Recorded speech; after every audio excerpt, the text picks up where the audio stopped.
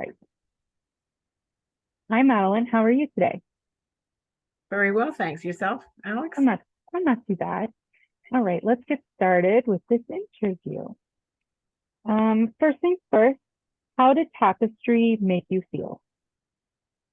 Well, actually, Tapestry was made me feel really good because I had the idea of doing something with textiles for many, many years, and I've been talking up to my friends and what have you. And then someone told me about this course, and had, of course, I had to apply, and I was very pleasantly surprised to see that I was accepted. So it's given me a chance to sort of fulfill, one of my goals, and going back to something that I had done in my youth many decades ago. That's always lovely to hear that people are sort of, you know, going back to things that they had done in decades past. So it's always lovely to hear that from our participants. I'm one of Um, them. I'm one of them for sure. we love to hear it. What was something you took away from Tapestry that you're excited to use going forward? Well, just the whole idea, actually, the whole idea of the needle and thread. I mean, this is something that kind of gets me. It sounds weird, I think, but I just love doing that needle and thread thing. And of course, learning all the different techniques, and it really expanded my horizons. And I think uh, the one of the things that I have, like a pile of mending, which I have been ignoring for quite a long time, and I took one of them out and I started working on it just the other day, and I've got ideas for it. Um, then the one of the techniques is the visible mending. I'm really excited about that. The whole idea. I never thought of the whole idea of visible mending. The Japanese shiko, I think it is. So I'm going to work on that with some of my men's. And then, of course, I'm interested in collage. So all the different techniques are really helping on that. And I practiced a few of them, and I'm hoping to go forward with more of that.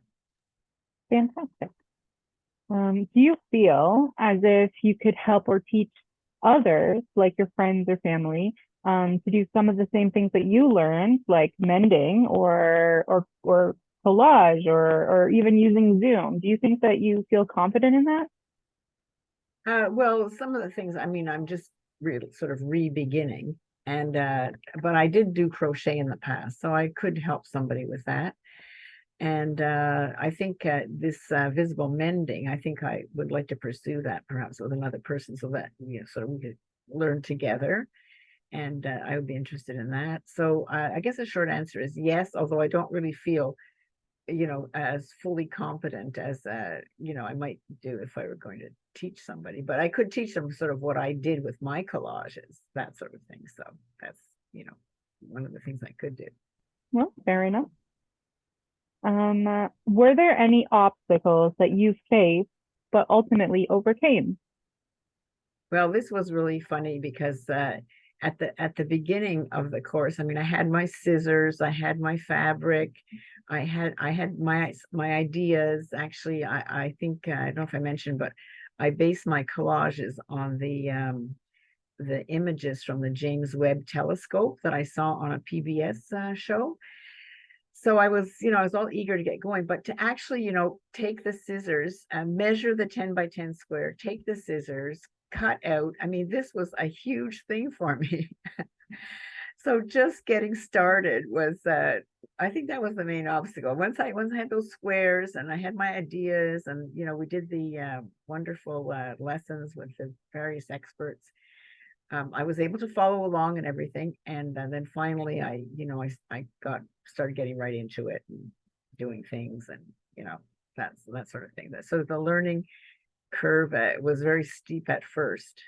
I think also I wanted to do something with my hands, other than typing, and I hadn't done anything for so long that I wasn't fully confident. So anyway, I did manage, and I felt really good once I started cutting. Yeah, like Cutting. we realized that like starting a new thing and learning a new project and all that kind of stuff is hard. So, it's really great to hear that you were able to ultimately overcome those obstacles. milestone. Oh, Yeah. Okay. How has tapestry affected your feelings of connection, not only with the arts, but with the fellow seniors in the East End? well, I've lived in the East End for 20 some years, and I really like it. And I've met, quite a few people. I found it's a very friendly part of town.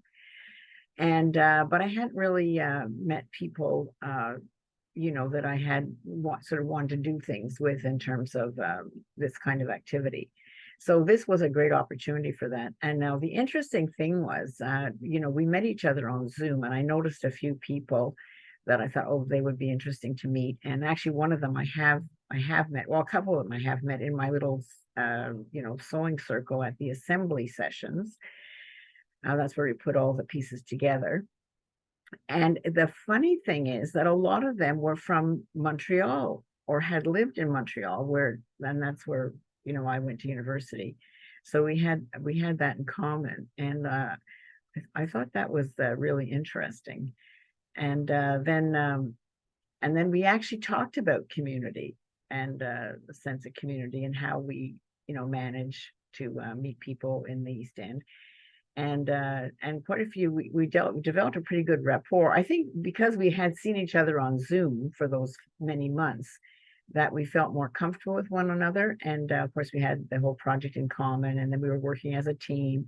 So it really felt good. And I feel I could call those people up and invite them for coffee or go for a walk or something. And that was a very quick, actually, a quick way to make some new friends. So it's great. Yeah, that is always something that we want to hear, that you've made meaningful connections, and that's what is really the bread and butter of these programs. See And that. so, yeah, lastly, you don't have to speak too much to it, but why is sustainability important within textile art? Well, I've been involved in sustainability, sort of the movement, as it were, for many, many years, and as a professional in the environmental field. This was always a theme. And then personally, I've been involved in energy conservation, for my home and what have you, for many years. So I am aware of the importance of sustainability. Now, as far as textiles go, actually, I have a friend who's an expert in this area, and we were talking about it, and I've been reading a little bit about how there's, valleys in Chile that are full of textiles, and there's a lot of pollution involved, and fast fashion is contributing to this. So I think that sustainability and reusing, upcycling, and what have you is extremely important. And so I try to incorporate that into my pieces, and I use some. I actually seem to have inherited quite a few textiles, which I have been loath to throw out. So I was able to use some linens in the background, and I got quite a good satisfaction out of that, seeing those reused. So yes, sustainability, and I really appreciated that approach, that we were to use the things that we had around the house, and that reinforced the whole thing, and opens your mind to the possibilities. So I think the course did a really good job at that. Well, thank you so much for taking the time to talk to me today, Madeline, and we cannot wait until the exhibition. Oh, I'm All really right. looking forward to it as well. Thank you very much. Thank And thank you. you, East End Arts.